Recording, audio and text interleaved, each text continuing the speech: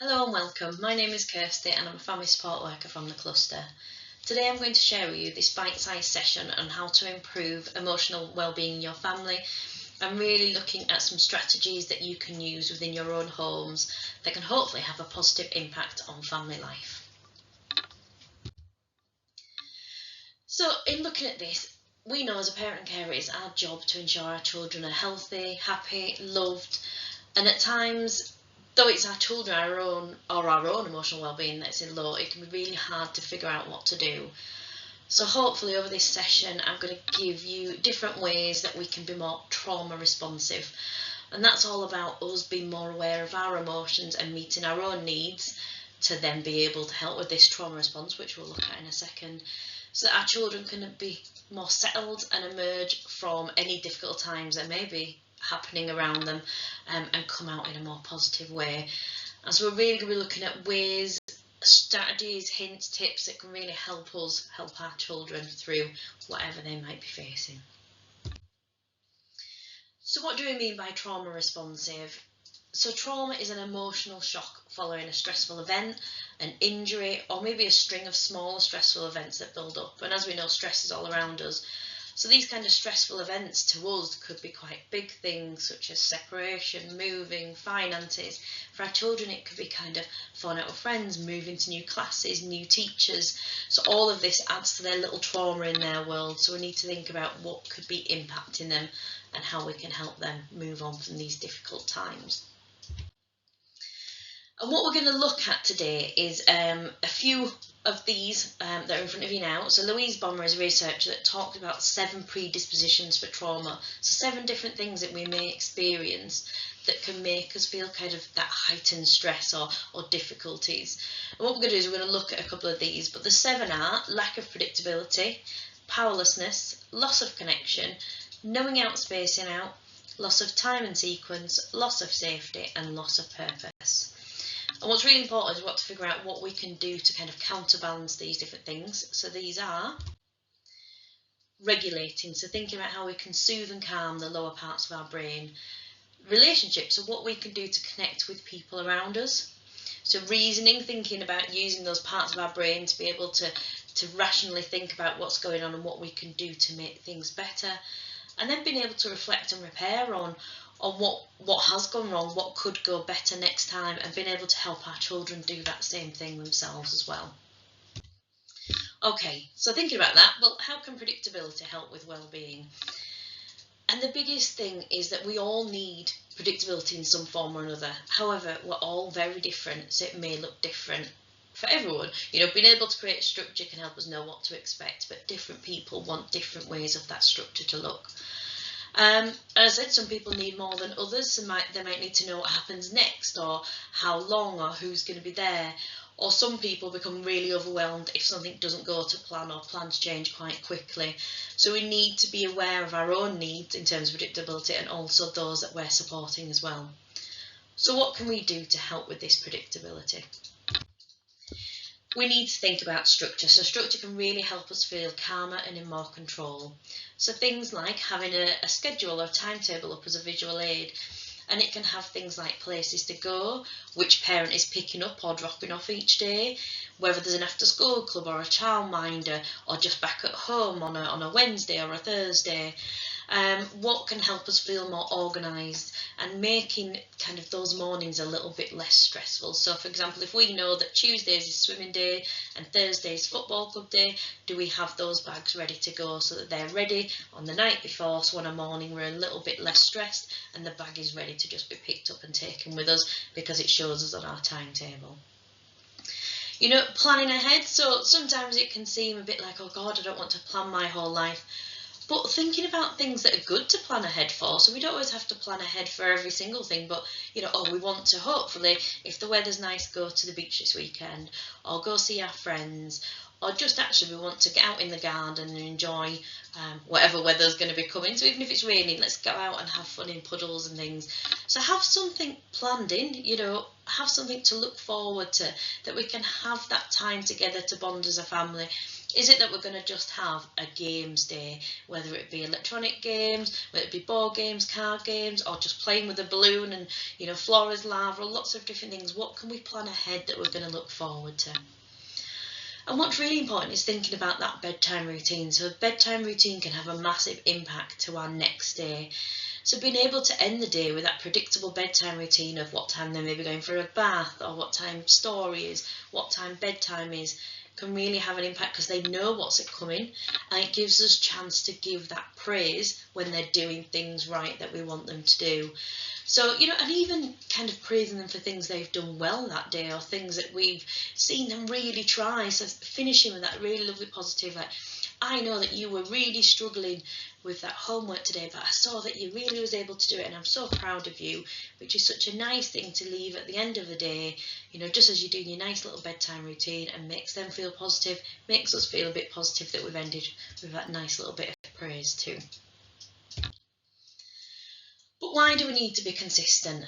It really helps us know what to do. If we have a little bit more predictability in our lives, we know what we need to be doing, we know how to react more to certain situations, and our children know what's coming and are likely to know what's expected of them, so are more likely to behave in the ways or do the things that we need them to do, rather than kind of not doing anything or doing something completely different.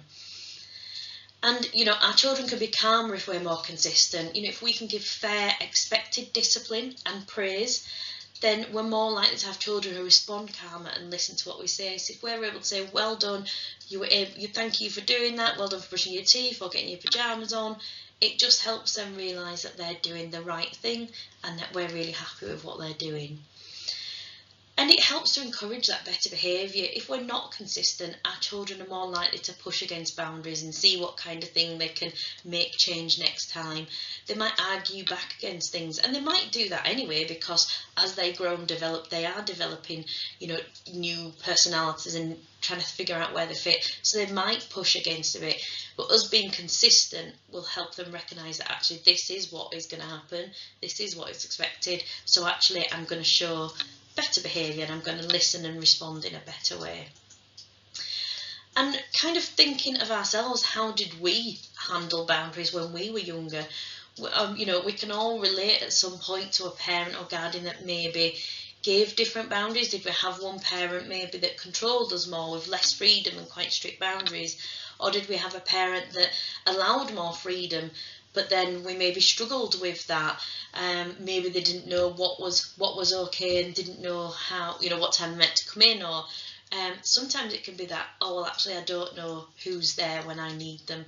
So thinking about those different boundaries and being more consistent can help them feel like, I know what to do if I'm feeling stressed or worried, and I know who is there for me during these times, or even just for a nice hug. I know who's there when I just need a hug. And we can feel much happier, safe and respond better when we know what's expected, because we're able to maintain that clear boundaries. We're noticing, rewarding that positive behaviour that we're seeing, and using reasonable penalties and discipline when that kind of behaviour isn't as positive.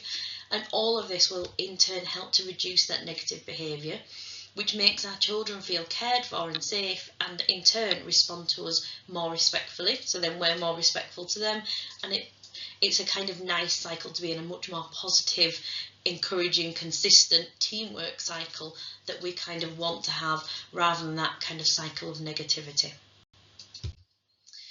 So why are well-being and powerless linked? And this is all around that kind of fight or flight.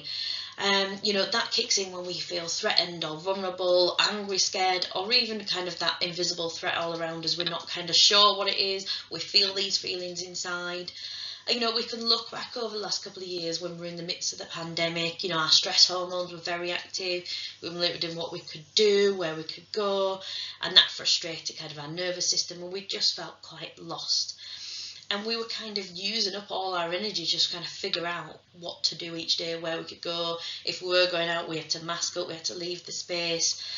You know, and this, while that is, you know, it's kind of gone now, and that's not something we're having to experience, we may have had some lingering side effects that have stayed. It might such be anxiety around being ill, especially for kind of children, or does that mean that I kind of have to stay inside again and not see my friends?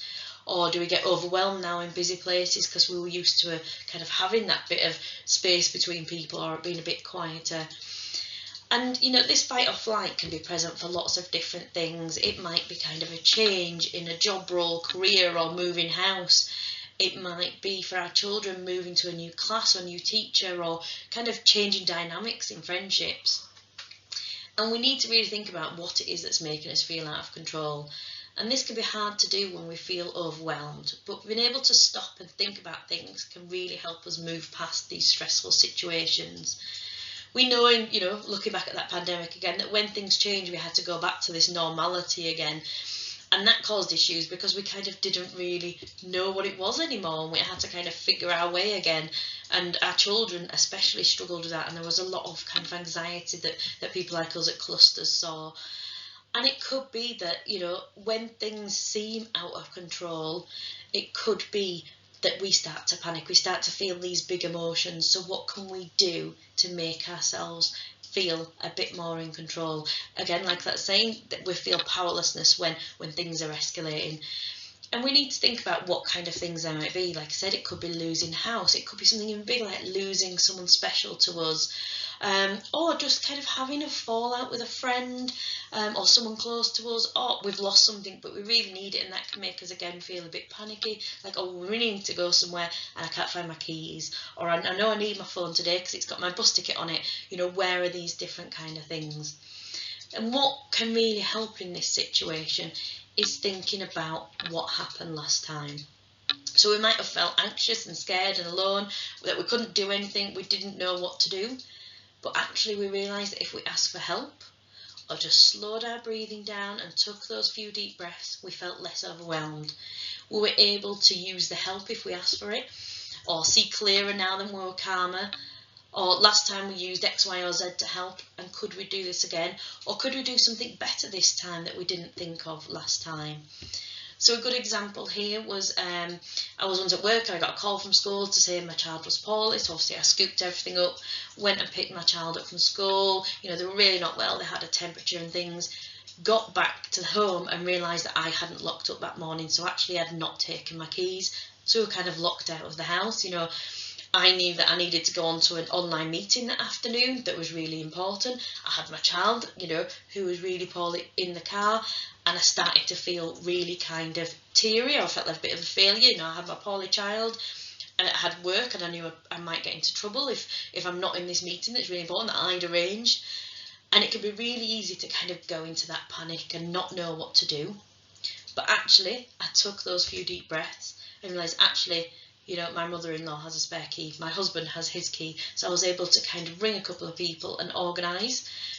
My mother-in-law came, let us in, we were able to get that medicine in her, she was able to get some sleep, I was able to do the meeting I needed to do, and things were okay. But what I need to think about is, what can I do next time to make it a bit better? So what I did is, I know my neighbour, I left a spare key with her for if I ever need it. I also put a spare key in my child's bag, with a little key ring, so it was safe in there. So again, if anything like that happened next time, I'd be able to get in. What I also did is left a bottle of Calpol in the car, just in case that ever kind of came up again. But I knew that if it ever did happen, I might still feel a bit overwhelmed and stressed, but it wouldn't get so overwhelming that I didn't know what to do, because I'd put little actions in place.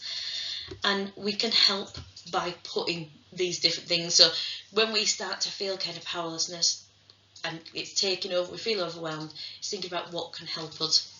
Like I said, it could be those deep breaths. It could be just things like planning things out. Okay, what am I going to do next? What meals are we going to have this week, so I know what to get at the supermarket? I'm going to do a bit of exercise, get those endorphins going and see if I can feel a bit more calm. Some kind of DIY or crafting, sorting, cleaning. All these things that might just be enough just to kind of calm us down, help us regulate and soothe that bit of the brain that's kind of going a bit haywire. Just having a little walk or a nice cup of tea just to kind of breathe. And it helps us then plan out what we do next time and keep that powerlessness kind of a much lower entity rather than it taking over us. Something that can really help in planning ahead is what we call family meetings. And these are where we can have a way to talk about maybe the family expectations or rules or even decisions about things with the whole family involved. So what we kind of realised when we did the research on this is sometimes we might discipline our children because they've broken a rule, but have we actually ever sat down with them and explained what the rules were? So for example, in school they know that they're not allowed to run down a corridor, or they're not allowed to shout in class, they've got to put their hand up. But do we talk about those rules at home? So it's again talking about what is expected. And how they can help is they can be used to discuss a variety of topics, from what meals to have that week. You know, if we've getting lots of arguments about, oh God, we're having the same meal again, I'm sick of lasagna, or I'm sick of pizza, or it's chicken again. You know, can we plan out that people could just pick their own meal one of the days, and we're going to plan, you know, within reason for that to have. It could be, you know, what is the biggest concern in the house? Is it the wet towels on the floor?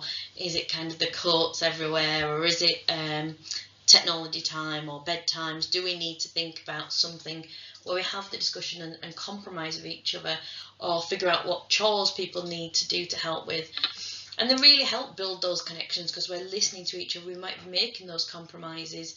You know, I sat down and did it with my children because they wanted to do bedtimes. They wanted to increase it. So we sat down and they kind of said what they wanted, which was, you know, ridiculous. Something like 10 o'clock. What we wanted, 8 o'clock. So we came to compromise that they came off technology at 8 o'clock, but they could stay up until 9 and it was lights out. So we were able to kind of have those discussions and both come to a compromise we were both happy with. And that really helped create that atmosphere of teamwork and that we were doing this together rather than one against the other. So kind of an example here of how it works. So, you know, it should be that everyone kind of attends this meeting, and one of the most important things is that we all listen to each other. So it's one person kind of talking at a time. Can someone maybe write notes about what we've discussed if we feel like we want it written down? Kind of no name calling and making fun of each other, so really listening to each other. We might not agree, but we're listening to each other, and then we're kind of giving our opinion over something. We're like, okay, so I get that you've said 10 o'clock, for example, but actually I think that's too late for a school night to be up, so I suggest 8, and then we kind of have that compromise, and then we've agreed on that 9 o'clock. And you can always start with something fun, like how has your day been, a positive, a joke, you know, something fun, and then just have it. And it doesn't have to be long. Like I said, if it's just to kind of discuss meals for the week, or, you know, right, we've got money, we're going to have a family holiday this year, does everyone want to give an idea of where they'd like to go or what they would like to do on the holiday? For example, does everyone want a beach holiday, or we're having an active holiday? Do we want the sun or do we want the snow? You know, lots of different things that we're going to plan together, and we'll see what we can come up as a family and decide. So it can be really helpful to discuss lots of things in a nice calm environment without it getting heated. Okay. So thinking about, we briefly mentioned about rules. So why do we need rules? And believe it or not, it does help our children feel safe and loved. Like I said, we can relate to times where a parent or guardian that gave different boundaries, and we kind of, you know, we knew that one was the strict parent and maybe one was the kind of more softer parent that we could ask them. But it might be that actually the ones, you know, both of those had their good and bad points, and it could be times that, well, actually, the one that was stricter, would we go to talk to them about their problems? But then the one that was softer, could we rely on them to be there for us? So it's thinking about having those kind of rules that make our children feel safe and loved, that we are there for them, and that whilst there are rules in place and boundaries, we're also rewarding that kind of positive behaviour and using reasonable kind of discipline or penalties when they are breaking rules or not doing as being, you know, what's being told of them or asked of them. And, you know, if we can do that in a fair, calm way, our children then, like I said, feel kind of that cared for and safe. And then they respect us more because they know that we're going to be calm and consistent when dealing with us. So that can help that kind of less meltdowns and less conflict with us. And having these rules can help us stay calmer because, again, we've already set up the kind of parameters, what's going to happen. So if you don't listen to me after 3 times, you're going to lose something for 20 minutes, half an hour.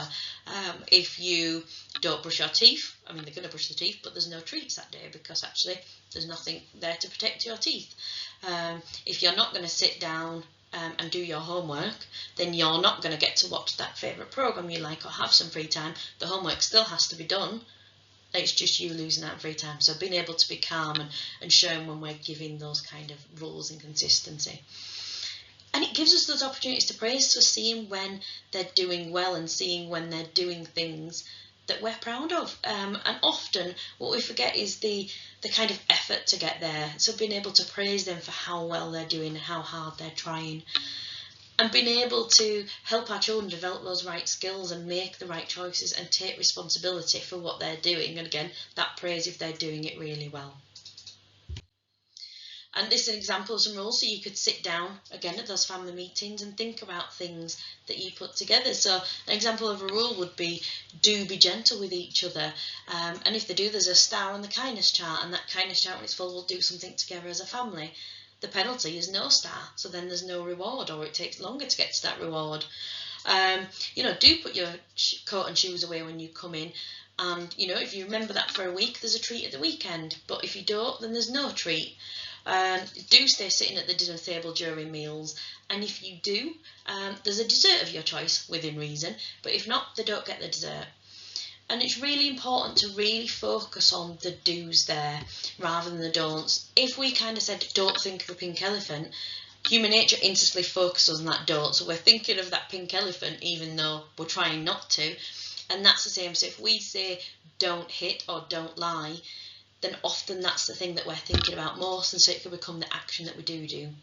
So being able to kind of say, do be gentle with each other, do have kind hands and feet, do listen, do care about others, but giving them those positive ones, so that's what's kind of in their head, and that's what they're paying more attention to. So getting rid of the don'ts and really focusing on the do's is really important for family rules, and same for kind of if you did reward charts as well. And at times we need to allow our children to make the decision from given choices and deal with the consequences. So let's have a look at how we would do this. So here's an example. So Evie, you have a choice. You can either do your homework now, which is a positive, or you could do your homework later. So that's a negative, but it's still being done. If you do the homework now, which is the positive that they want them to do, then you get to have your free time to go on technology afterwards. So that's that positive choice and the positive consequence of that choice. But if you choose to do it later, then you'll not be allowed on technology and you will still have to do your homework. So they're not getting out of doing the homework, but they're gaining something or losing something by the choice they make. And then finishing with, it's up to you, it's your choice.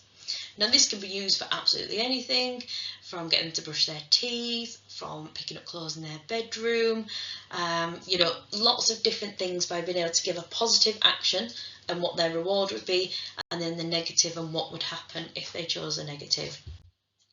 So thinking about when you use this is being clear and specific about that kind of positive and negative, and what the positive and negative consequence of positive and negative behaviour, and then the consequences of each of those.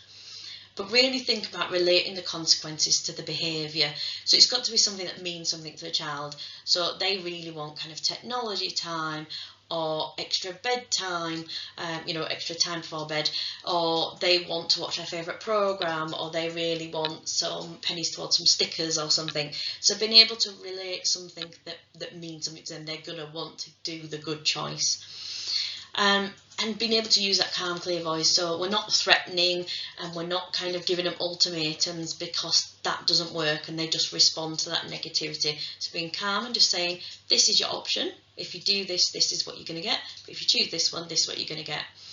And only give the choice if it's right for the situation. So if it includes them being hurt, or doesn't give them opportunity to learn and change the behaviour, or punishes anyone else in the family, then it's not the right strategy to use.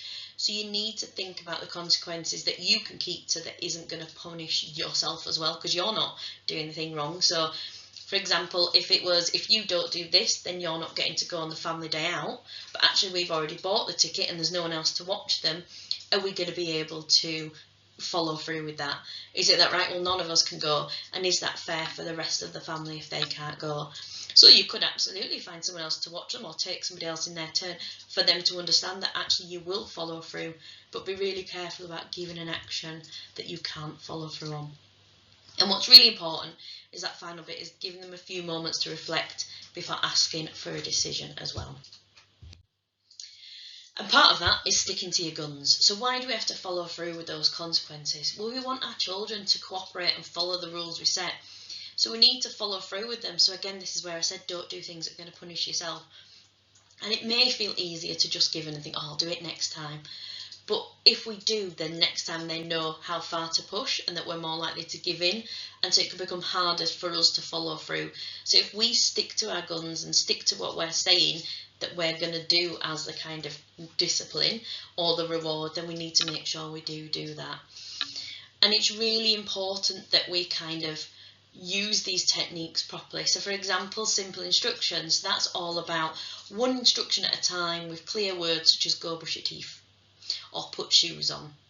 And what we sometimes do, because we're busy on the morning, we're trying to get everything ready, is put your shoes on, put your coat on, I'm going to go get your bag, I'm just going to grab this drink, and they've heard nothing. They've just heard lots of words, they're not sure if we're speaking to them, we're rushing around, and they probably just stand there, or they might get distracted and go start watching the TV. And then we can get really cross. So again, about just doing that kind of one instruction at a time. Because research has shown that on average, parents give instructions or orders 17 times in 30 minutes. So if you think of that, if that was constantly going, would we be able to follow those instructions? So making it more relatable and making it easier for them to follow us. Other techniques could include reward charts. So again, like I said, using those do rules are really important, and having just one or two kind of actions is really important as well. If we have too many, they can lose focus. I'm really thinking about the effort as well there. So if they have to do something every day and they've lost it once, there's no incentive for them to continue. So allowing kind of where a couple of days it can change as well can be really important in that. There's family rules, so is it that kind of you're going to sit together and discuss them and making sure kind of everyone's in agreement. You might not always get kind of everyone in agreement, but kind of those compromises for kind of younger and older siblings as well. Using timers, so sometimes make things a bit fun. Oh, can you get your uniform on before your favourite song has finished? Or can you brush your teeth and get back downstairs, in the time that the song you have to finish, stand there and brush your teeth for the 2-minute song and then come back down. Have fun in place, and there's timers on absolutely everything, our phones, our kind of ovens, if we've got kind of any electronic devices, there's lots of timers, so get a bit of fun in the day. So giving chances, so 2 chances and consequences. So it's good for a bit like if they like football, so they get the warning, then they're going to get that yellow card, and then finally a red card. So, warning that isn't what we want to see, but there's another chance to change it. So if we've had to then tell them again, right, you're going to have a few minutes time out, but if we come back and the action then happens again, then that's it. We're going to follow through with that consequence. Have they lost the console, for example? Have they lost their playtime and it's just back to doing homework or whatever? They need to kind of be reminded, so they have those 3 chances. So, right, we need to change behaviour. If I come and do it again, I have to tell you again, then you're going to have some time out. And then finally, if you have to tell them for the 3rd time, they're removed from whatever it is and they've lost that activity or whatever it is. And this kind of works well with time out. And this is really effective for younger children to have a quick break away from whatever it is they're doing, especially if frustrations are running high. And research has shown that it only needs to be as little as kind of 30 seconds to a minute to give them a chance to calm and just be able to be away from that activity that's giving the frustration. But what's really important is remembering to come down to their level when talking to them afterwards. So thank you for listening. You had that calm down time. I'm really proud of you. Should we go back and see how they're doing? Because if we stand over them while we're talking to them, they can almost feel like they're being told off again. They're not taking in kind of the words we're saying, they're taking in kind of how we're stood over them. Maybe we've got our arms crossed, maybe we're pointing. Again, that can feel very intimidating and they can feel, again, like they're being told off, so they're not listening. So being able to just come down and thank you very much. Shall we go give it another try now? And again, getting them back into the activity and trying again is really important, kind of wiping that slate clean that they've done, kind of the punishment that we've given them, and calm down. Okay, and what's really important to kind of be finishing off with is looking after ourselves. And our own mental and physical health is really important. And, as part of a parent's job is making sure our children are healthy and safe and loved. But we need to make sure that we are also looking after those things. We are just important. If we are tired or stressed or ill, then we can struggle to parent in the best way. So making sure that we are looking after ourselves. And we can feel that kind of guilt if we take time for ourselves, but we have to look after ourselves to be the parent we want to be. Think of what they say about oxygen masks on a plane. So they always say to kind of do ours first before helping anyone else.